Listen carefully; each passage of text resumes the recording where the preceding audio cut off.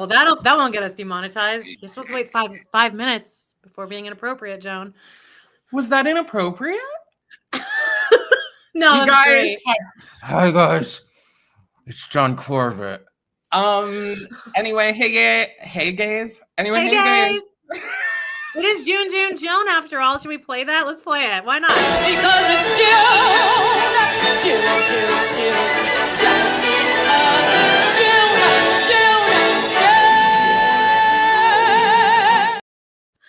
Can I say it really quickly that I just recently rewatched the entire Patti LaBelle this Christmas, and it is. I feel like people know it for like a couple little bullet points, but no, babies. You need to watch it start to finish because it gets more and more insane as it goes. So I really recommend that, especially in this month of June, Joan. But what are we doing here today, Joan? Okay. What are we doing? Y'all, hey guys. Hi. Hey Julie, hey Diana, hey Heather, hey Wicked Witch of the West, hey Karen, not a Karen, hey Florida Stanley. Guys, if you want to get your name called out, make sure that you're Hey Gabrielle. Okay. Gabrielle hated this episode. We don't know what we're like. Our first statement was stuff happened. So that's the bar. Okay. If you want to hear your name shouted out, make sure that you're joining our lives every Friday at 2 p.m. Eastern Standard Time. Yeah. Tell us what we all got, what we usually have coming up, though, Joan. Maybe do you want to go through like a week of Pod in the City? Yeah, like let's imagine you're like, I got the Monday blues. Well, you know what you can do? You can be a Patreon member. Yeah. And you can listen to our episodes. This week we dropped Smash, Season 1, Episode 6. I'll say I hated the episode, but if you guys like to listen to me, stuff happens.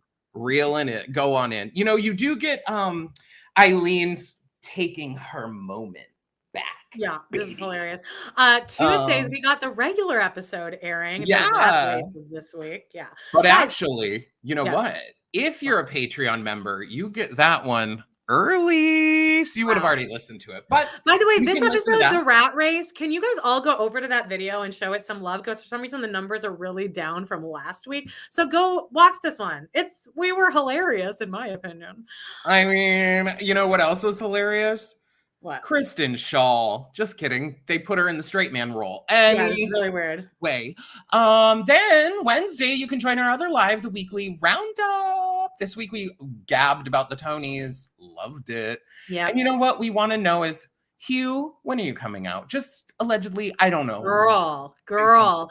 But we also have one last announcement really quickly. This Sunday night, John really wants to go live again for what? A fourth time in the week? It's not this Sunday.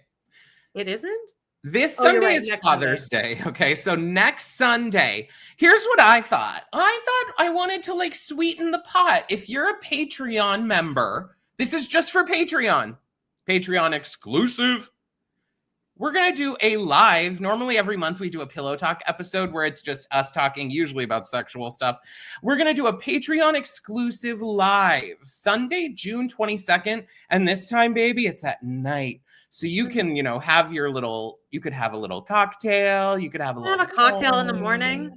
I did it all the time. Whatever you want. Well, I'm saying, some people feel like better about doing it at 7 p.m. Eastern Standard Time.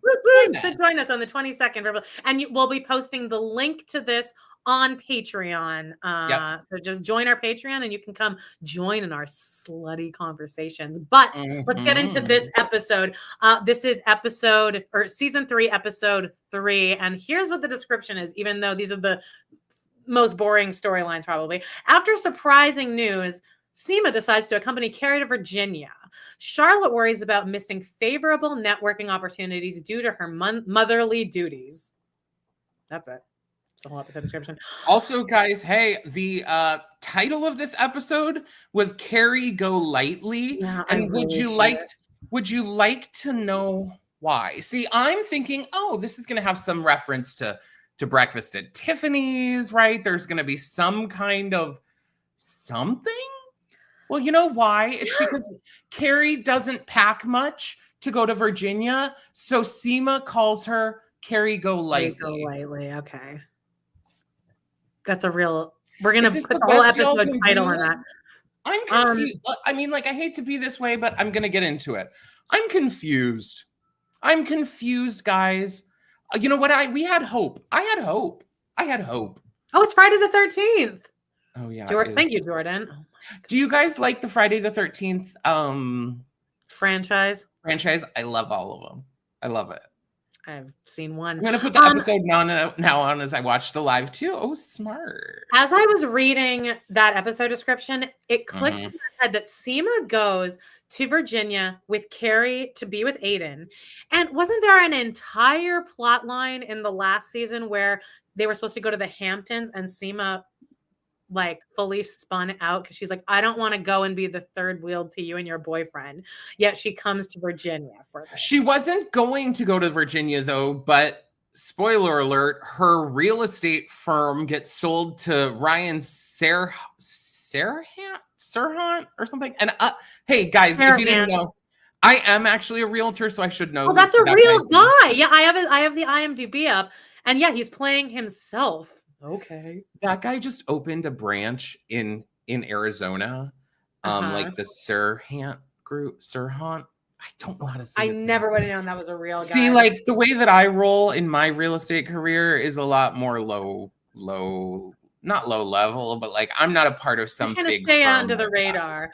Another note, Katya says Carrie has zero self-esteem. Aiden's a shady asshole. Let me say this. I've been very on to this girl on TikTok named Flawed Villain, and she's just like a man-hating fabulous girl. And the main thing, she didn't create this because I believe that Black creators have created this phrase, but it's the act of dating a man is really just a humiliation ritual, and nothing could show that more than Carrie at the end of this episode. Like, I thought it was actually pretty poignant. I felt terrible for her. Did you not? Of her in the guest house, like typing by herself? Okay. It's humiliating. How much more can he humiliate her? He's still getting back at her. The issue, though, is the show is not trying to show us that. Are they? Are they trying to be like, oh my God, Carrie? You know? Yes, I think they are, because she keeps mentioning it. She keeps like, but then when Miranda said that Carrie was being really shitty to Miranda when they were setting up that cat tree, which is a one-person job, by the way. Set up several. Well, Carrie didn't do anything in setting it up. Miranda special, but she goes, Miranda's like, Carrie's talking about like all the shit she's going through, and then Miranda's like, yeah, I asked this woman out on a date, and just like, you know, it's not really a date yet. And Carrie has the nerve to say to her, what, you have to play all these games? And then Miranda says something kind of sassy back, like, no, I'd rather go to Virginia to hand my boyfriend a key to the house he already lives in. And Carrie's like, can we stop it with like the Aiden shade, please? She also is insistent that when she says giving a key to a house that Carrie is like, it's Aiden's house.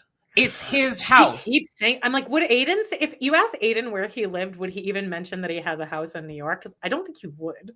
Would he call his house in Virginia partially Carrie's house? I don't think so. No. Carrie, get up, girl. You know what? I want to break off a second here because this is reminding me that this is not the message that we need to be giving right now. A lot that I'm seeing on TikTok is about Sabrina Carpenter's new album cover. I'm sorry to veer slightly off here. It's called Man's Best Friend. And the photo on the cover of the album allegedly is... Yeah, people are wilding out about that. She's on her hands and knees, and the man is standing holding her hair like she's a dog on the floor, basically. I find it to be ironic. I don't In what way? I find it to be that she's being like, yeah, you sick fucks out there. This is what your men want. I don't think she's like, I want these guys to be looking at me like this. Well, if you're trying to make it ironic, you need to like, you have to subvert it in some way. You can't, it doesn't make sense just to be like, hey, I like the world is gonna like, I don't want the world, or like people sexualize me, so I'm gonna go out topless. Well, look, it's creating a conversation, so at least she's a good businesswoman. I just think it's something we don't need. Just like I'll say, Carrie's storyline is something we don't need. I love it. I love it. Look at this, because this is what women put themselves through for these fucking men. When you're in your like late 50s? Yeah, because this is how we've been conditioned our whole life. Again, I've been watching a lot of See, this isn't what I want from my Carrie Bradshaw. Sorry. The idea but maybe of going she fucking deserves it, though. She's been a pick-me all her life, so now we're gonna like do this. Yeah, but how can you can't make a show that now it's all about her comeuppance, but she doesn't realize it. Yeah, she's also like a multi-billionaire. Katya says like, they do. Carrie says this is a good line. She's like, I'm 4th place in Aiden's life. So that was like they were and Carrie's like, wow, I meant to say that ironically, but that is true. I'm 4th in my man's life. It is true, but that does come with if you get with someone who has children, you should actually expect to be underneath their children. Sorry. Yeah, of course. Like I would judge you. I would judge a guy if he was choosing me over his children. I think that let's okay. Yes, I was annoyed by Aiden's house. They calling it Aiden's house. And then when she goes to visit him at the very end, guys, yeah, it does do a pullout where she goes all this way to visit him. Multiple steps to get there, all of this. She gets there and he's like, you know what? I just don't think it's good if you stay in the house tonight. Can you stay in like the bunkhouse outside or something? John, I want you to imagine that you've made this trip for your man and you have agreed to I wouldn't have made the trip, but obviously. Continue. Then you're sitting there. Are we about to walk in? And he turns to you and says, yeah, I haven't really had the chance to tell the kids that you're here yet. Now, I'm anti-violence, but I would kick him in the nuts so hard. I would want to beat his ass up. I would just be like, well, fuck you. I have had a couple. What do you mean by break up? Are you kidding? I've had a couple very heated interactions in the last like 48 hours where I yelled at someone. So I'm very... I don't ever do that. I've never once in my life actually really done that. But didn't you yell at someone last week because they stole like a plant out of your... That's a valid reason to have to yell at someone. I agree. Okay, quick sidebar. I bought a pair of Birkenstocks online on their website. Get it. They come in the mail. They have a spot on them. Okay, like it looks like glue. I try and pull it off and it won't come off. They're green and it has a white spot on it. I'm like, well, fuck this. They were $100 and some. I'm like, I'm returning these. I call them on the phone to get the return situation going. And they're like, yeah, you have to bring it into the UPS and you have to print out the label and blah, blah, blah. First of all, that pissed me off because you know what? Who has a printer nowadays? You fucked it up. Thank you. Then I call again to make the return. And I'm like, yeah, well, can they print the label at UPS? Because I don't want to pay a cent to do this. I'm already annoyed that I'm driving back because you sent me shitty shoes that are already... Guys, if you'd like to listen to more ranting and bullshit, check out our Patreon, patreon.com. We got pillow talk. Aiden left his kids for half a day while spending time with Carrie before coming home. Come on, that was not planned either. He is full of shit. The thing with Aiden is like, your kids are like, what are they, 15 through 18? Like, yeah, Andy says, why do his children have to be coddled so hard? Because he did some damn shrooms. Like, again, they should have made it meth or hair. They should have... Like, he should have found out that he had a months-long meth addiction. That's the only reason to warrant this situation. Maybe now I don't want this in my Sex and the City adjacent show, but if maybe they showed a little more struggle too with the addiction or whatever's going on, it would make more sense. All they do is they cut back to Aiden at home sleeping in bed with freaking Wyatt, a teenage son. Sounds like a pussy ass bitch to me. But what do we think, you guys? This is a storyline that I feel like they're gonna ruin this, but it has potential to be good. But the Adderall thing, it was a little wonky, but clunky. But at the end, when Aiden I think it's over already. So what's happening? So that's it. Just Aiden isn't giving Wyatt Adderall. No, the whole explanation was that in Virginia, or there's a national... Guys, in case you haven't watched the episode, please listen to this storyline. There is a national shortage of Adderall. And so Wyatt, the shroom-loving 17-year-old, doesn't have Adderall to take. So Aiden's ex-wife calls Carrie to ask Carrie if she can get some Adderall in New York City, because it's New York City. Where does Carrie get it from, by the way? Because Carrie runs it past Charlotte and Miranda. Charlotte instantly, okay, because again, sidebar, they have the opening of the Hot Fellas Bakery where they're all all the momfluencers. Okay, yeah, right. So she's like, oh, whatever. And then Charlotte's like, what do you need? And she's like 30 milligrams of whatever, slow releasing. I saw the best damn theory on Reddit that Kathy was asking for Adderall for herself. That's why Aiden is so weird when he accepts it. I would buy that, and I love that. I really like that theory. That would be great. Because Aiden seemed like he was going to keep it, but maybe that's what it was. Again, though, Andy, I love you. And thank you. We don't need that. Why not? I don't need a storyline about Aiden's ex-wife getting addicted to Adderall. I don't care about Aiden, let alone his ex-wife's Adderall addiction or his child needing Adderall. Anyway, it does give like Charlotte kind of like a cool moment. Not like dealing drugs is cool, but Charlotte takes Carrie's phone. She walks over to one of her other two of her momfluencer friends are like, hey ladies, do you have any can you get me any Adderall? Are your daughters, your kids still on that? And they're like, let me see. And they start like texting and looking around and they get her some and they're like, yeah, I'll have it delivered to the gallery or whatever. So then Charlotte gets it and then gives it to Carrie. Well, I feel like, honestly, I was expecting Anthony to come out and be like, and just have that be a little mini joke that like, oh, gay guys have drugs a lot. That's how I feel like it would have happened in real life. If one of the hot fellas had Adderall. I actually liked the fact that they acknowledge AP, thank you, baby. I'm with you, John. I'm ready for Aiden to get the fuck out. They're ruining him. We at least we never thought that they belonged together, but Jody's here. Yeah, we just recorded. Amanda's like shaking now. An episode.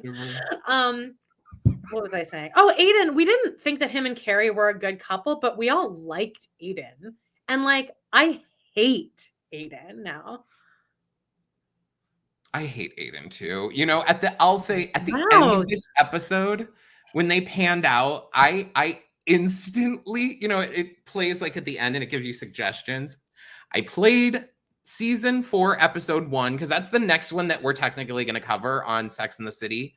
Oh, and the first 4 minutes of that revitalized me, and they were better than the entire season so far. It's the one where they're like, ooh, you got a satisfaction, blah, blah, blah. And they're like getting all ready and they're just like coming together. Great opening. Oh, I just got chills. It scans over their stuff. Carrie's like putting on lipstick or something. They're all getting ready. What's the episode called? Plus, I have an idea. Wait, what'd you say?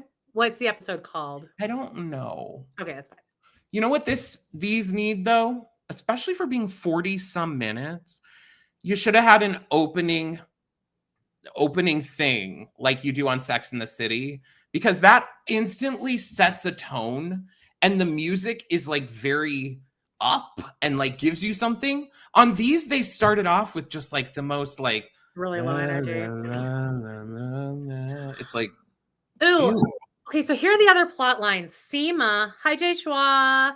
Hey. Seema, I'm still liking her and her performance. Oh, what do you think about? Do you think that the Adam Gardner guy is for Seema now? Like, did you get that impression, or is he still for Carrie?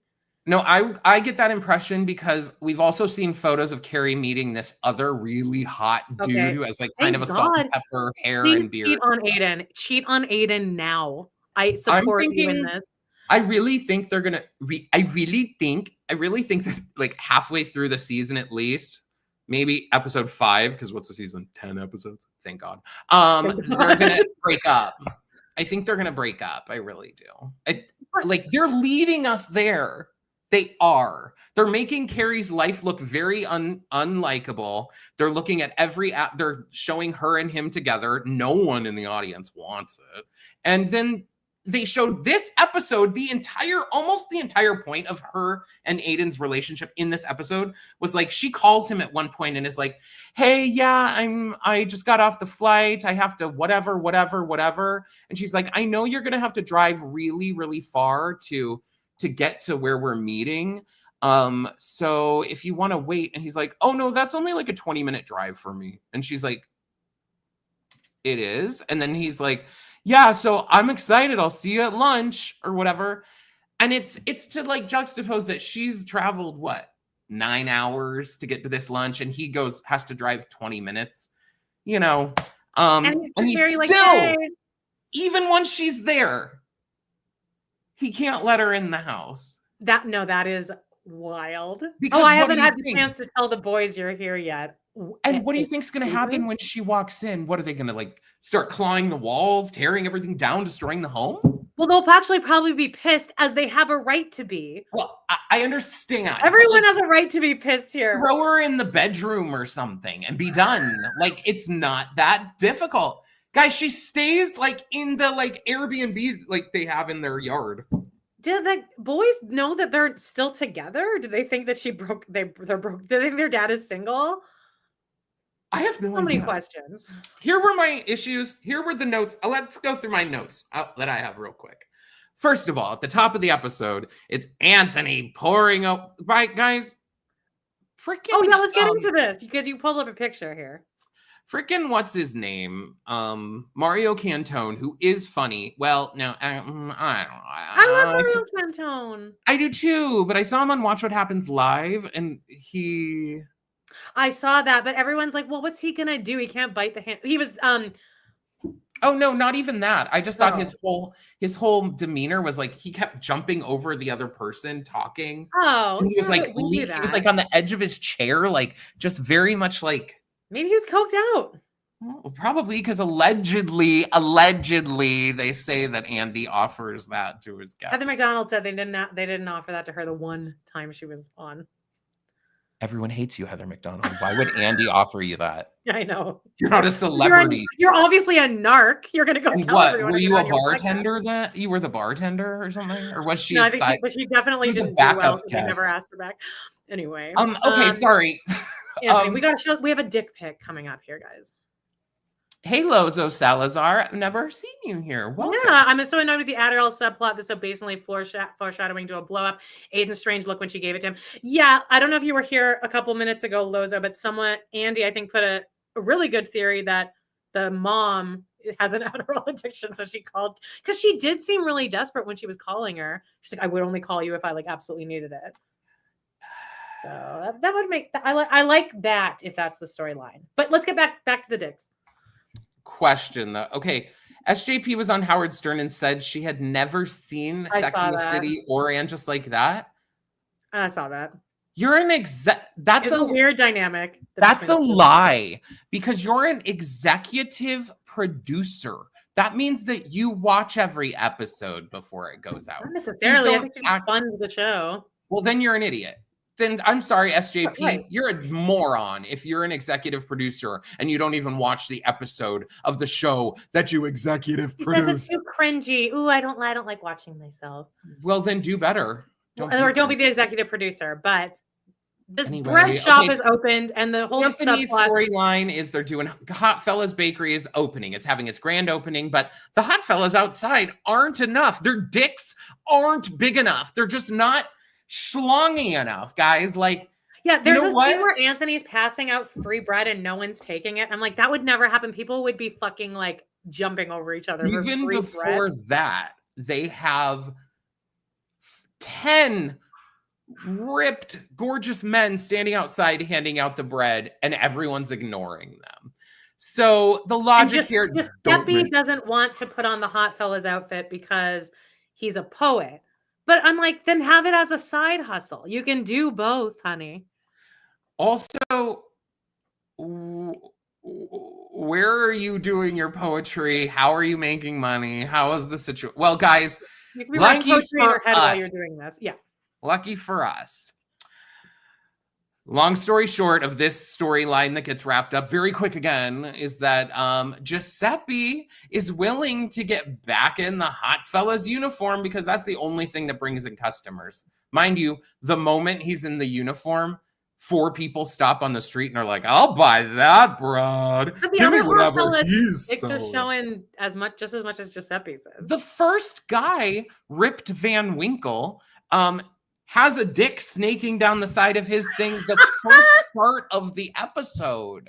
Mind you, the episode starts with a hot fella's guy. Maybe it doesn't start there, but this is the intro of that scene.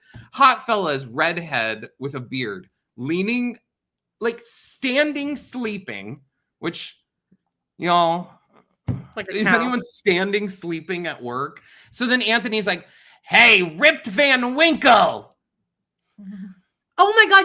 I just remember I need to listen to the Writers' Room podcast and see if they pat themselves on the back for that joke. I don't want to hear anything else about it. I can't wait to tell you about it when we record on Sunday. But Giuseppe is so in love with Anthony that the big resolution here is that he does decide to, in slow motion, walk up. And me and John both have the same thought. Is the part on? So if you're looking at the screen, the right part here, or like left side. On him, that your eye goes there first because there's a huge thing snaking down. It's like, but then your eyes go over to the other almost side. Popping out the bottom. The very bottom is like, a peekaboo situation. Then on the other side, you look and you're like, oh, that's the penis because it has like outlining of like the head and veins. But so John thinks that the other one bulge is supposed to be his big long balls.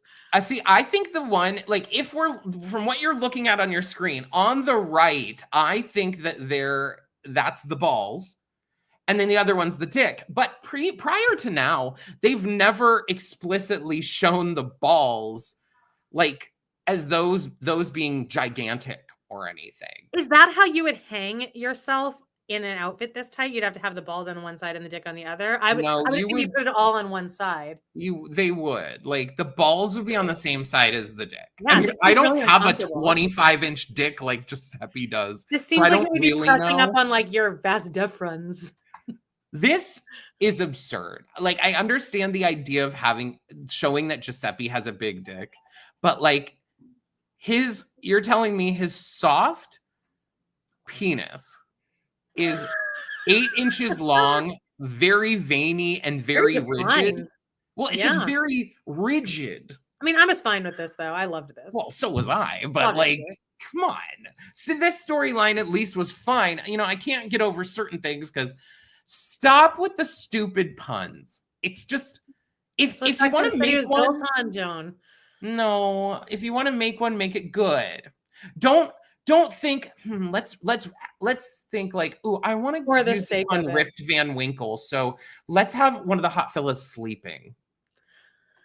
I mean, you're doing it backwards. You don't want to backwards plan your puns, y'all. The Charlotte Harry storyline, which I feel like they've done 13 times already, but it's that Charlotte wants to go out with her friends because they stay out really late.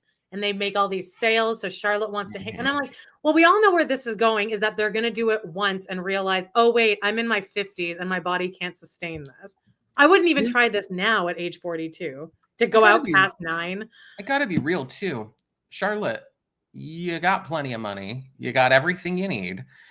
Do you need to be crushing all these extra sales? I would think your daytime sales are probably enough. They allude that she's sold a ton of stuff.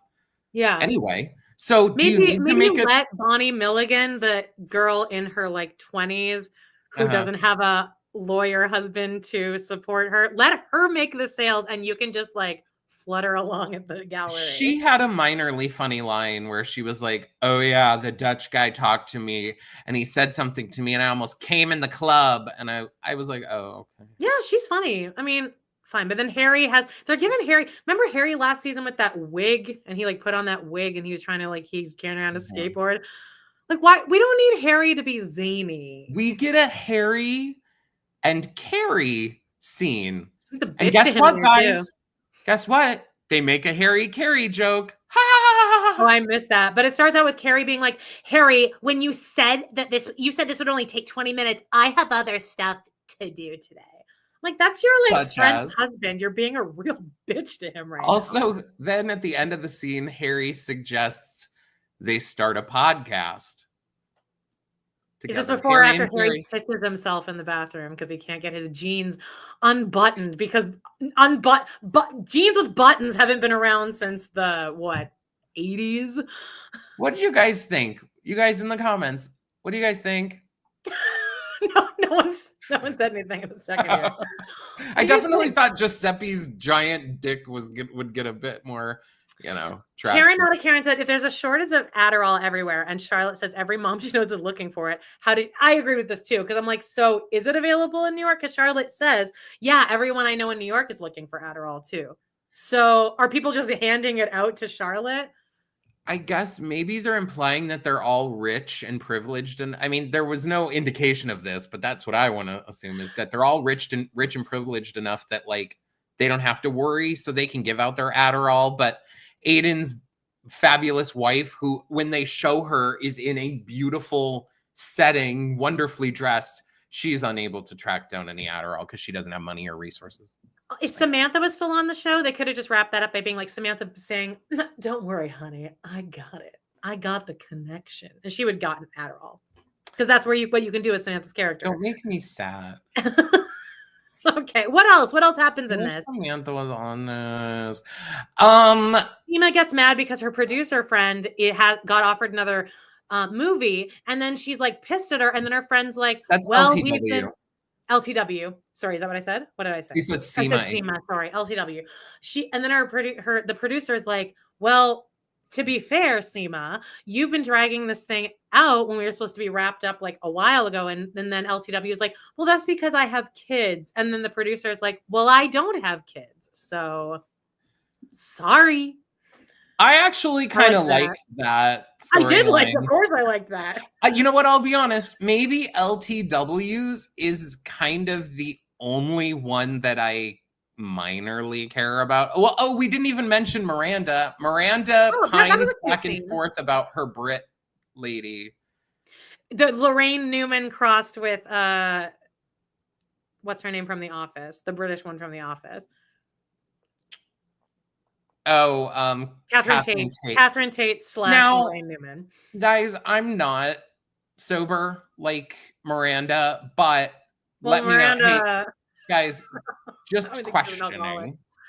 Do people typically, like when you're sober, is your first line in every scene that you're at a bar at being like, this mineral water is just the most mineral water I've ever tasted. And then the lady's like, me and Justine send pictures of mocktails to each other all day long. So yeah, it might be because this is all you have.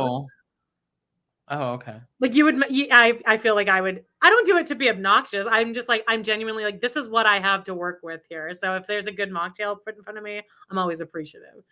I would agree, but maybe we don't need to be reminded every scene that Miranda's sober. Like, well, there's a lot of sober people like that, though, Joan. Lala. Don't even mention her name. Hi, Sarah. Katya, the British actress, is great. I do love her. Yeah, she's awesome. They have good chemistry. In a weird way, though, she kind of like almost makes Miranda look like a bad actress or something. She's so good. Steve is still not in here. Chris Jackson. I was watching him and I was like, yeah, I know. Chris Jackson. I was like, hey, you were just on the Tonys. Did you guys all watch the Tonys? Because I watched the Hamilton performance 150 times at this point from all different angles. The Hamilton. Yeah. I was just thinking about Chris Jackson in this. Yeah. I mean, that's fine. Great. Well, but they're so gearing up for the season finale to have Michelle Obama on it. Because as LTW is walking away at one point, one of the producers is like, how's it going with that Michelle Obama hookup? Like, is that going to be the big reveal? Wow. She was already on Billy on the Street. So I've already seen her. You guys, LTW with the potatoes being unbearable. Yeah, but she is our physical comedian. So she must be whipping the potatoes. So funny. Well, you know what? Carrie has literally become an abused woman. No. every scene that Carrie has, she is like, oh, hi guys. I actually think she's doing a really good job, though, of acting like she's okay. Because that's what you would have to do, is be like, I'm totally fine with this. You have to do that. I just think that she seems so missing the je ne sais quoi that Carrie Bradshaw had in the first 6 seasons of the show.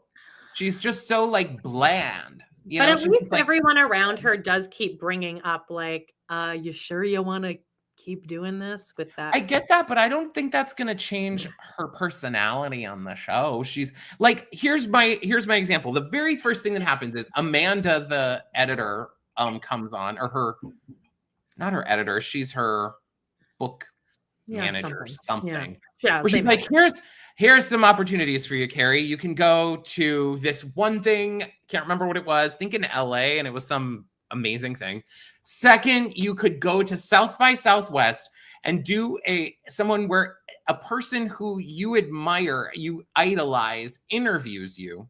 Or you can go to Williamsburg, Virginia, and whatever. And Carrie's like, well, tell me more about the Williamsburg one. And it's like, she just acts like she's disgusted by the first 2.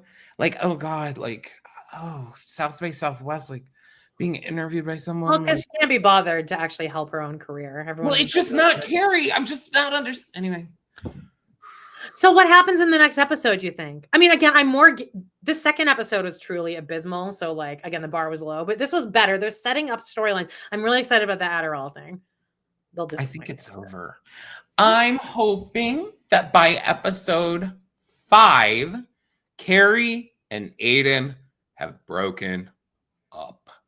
Yeah, and then what? And then I hope please figure out something for Seema. Oh, she's gonna date the gardener. We didn't talk about that a lot, but yeah, so that's good. They have a good connection.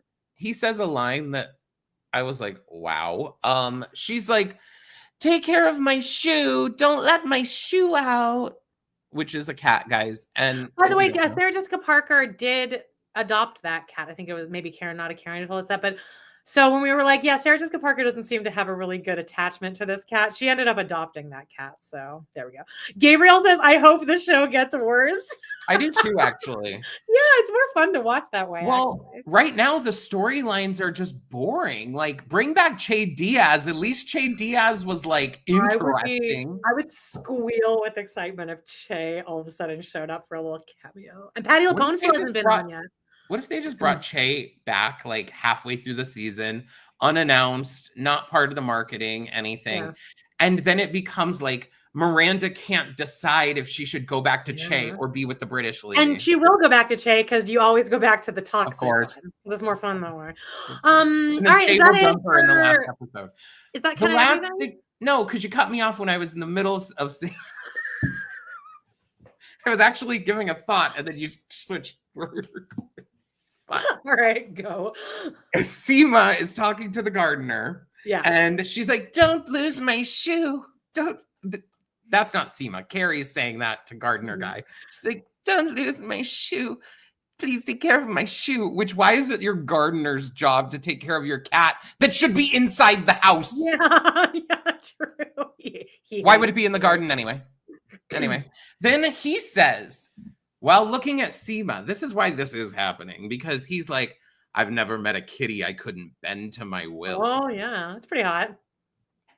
Pretty hot. Girl, I was like, what? And he's got kind of a dad bod, which we like.